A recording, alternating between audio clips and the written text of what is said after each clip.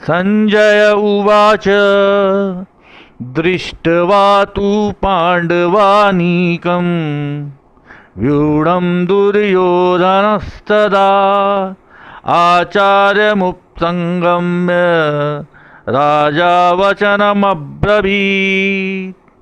इस पर संजय बोला, उस समय राजा दुर्योधन ने व्यूह रचना युक्त पांडवों की सेना को देखकर और द्रोणाचार्य के पास जाकर यह वचन कहा। पश्येतां पाण्डुपुत्राणाम् आचार्य महती चमू व्यूढां द्रुपदपुत्रेण तव शिष्येण धीमता।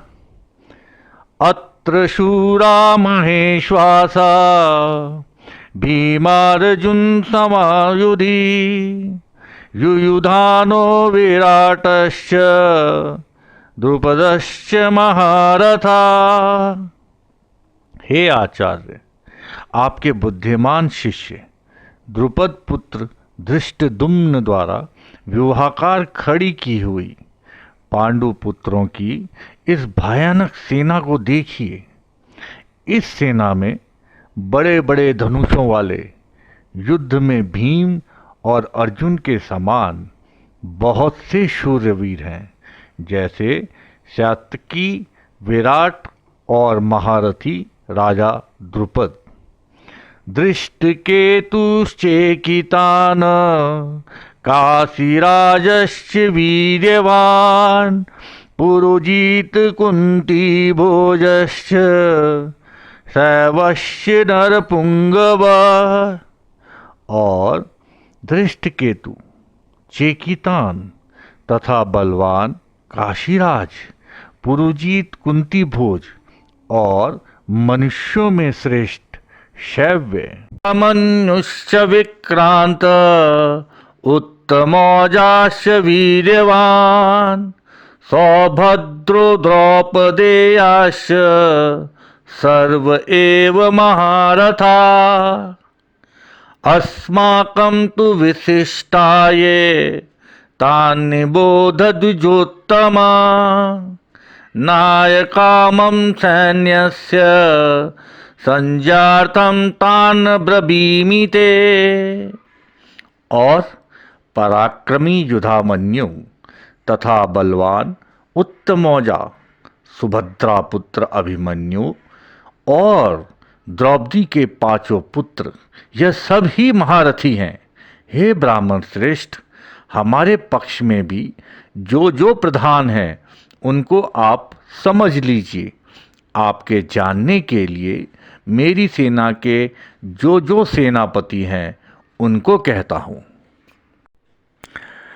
मनुष्य का मन जब हीनता की ग्रंथि से, इन्फीरियरिटी कॉम्प्लेक्स से पीड़ित होता है, जब मनुष्य का मन अपने को भीतर से हीन समझता है, तब सदा ही अपनी श्रेष्ठता से चर्चा शुरू करता है। लेकिन जब हीन व्यक्ति नहीं होते, तब सदा ही दूसरे की श्रेष्ठता से चर्चा शुरू होती है। यह दुर्योधन कह रहा है द्रोणाचार्य से। पांडवों की सेना में कौन कौन महारथी, कौन कौन महायोद्धा इकट्ठे हुए हैं, इससे वह शुरू कर रहा है। यह बड़ी प्रतीक की, बड़ी सिंबॉलिक बात है।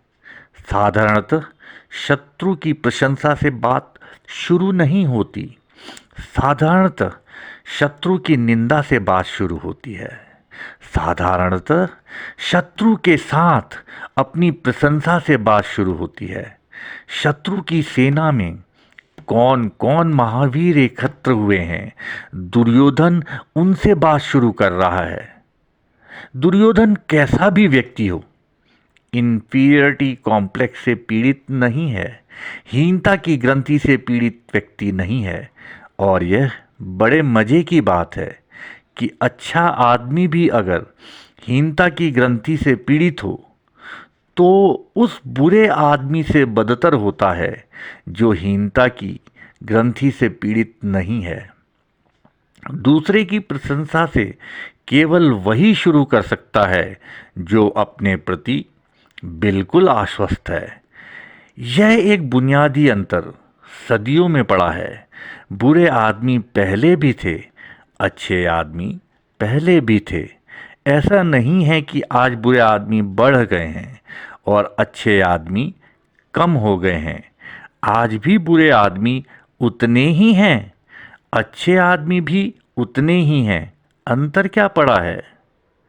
निरंतर धर्म का विचार करने वाले लोग ऐसा प्रचार करते रहते हैं कि पहले लोग अच्छे थे और अब लोग बुरे हो गए हैं। ऐसी उनकी धारणा मेरे ख्याल से बुनियादी रूप से गलत है। बुरे आदमी सदा थे, अच्छे आदमी सदा थे। अंतर इतना ऊपरी नहीं है, अंतर बहुत भीतरी पड़ा है। बुरा आदमी भी पहले हीनता की ग्रंथि से पीड़ित नहीं था। आज अच्छा आदमी भी हीनता की ग्रंथि से पीड़ित है और यही गहरे में अंतर पड़ा है। आज अच्छे से अच्छा आदमी भी बाहर से ही अच्छा है, भीतर स्वयं भी आश्वस्त नहीं है। और ध्यान रहे, जिस आदमी का आश्वासन स्वयं पर नहीं है, उसकी अच्छाई टिकने वाली अच्छाई नहीं हो सकती। बस स्किन डीप होगी, चमड़ी के बराबर गहरी। जरा सा खरोच दो और उसकी बुराई बाहर आ जाएगी। और जो बुरा आदमी अपनी बुराई के होते हुए भी आश्वस्त है, उसकी बुराई भी किसी दिन बदली जा सकती है, क्योंकि बहुत गहरी अच्छाई बुनियाद में खड़ी है, वह स्वयं का आश्वासन। इस बात को मैं महत्वपूर्ण मानता हूँ कि दुर्योधन जैसा बुरा आदमी एक बहुत ही शुभ ढंग से चर्चा को शुरू कर रहा है।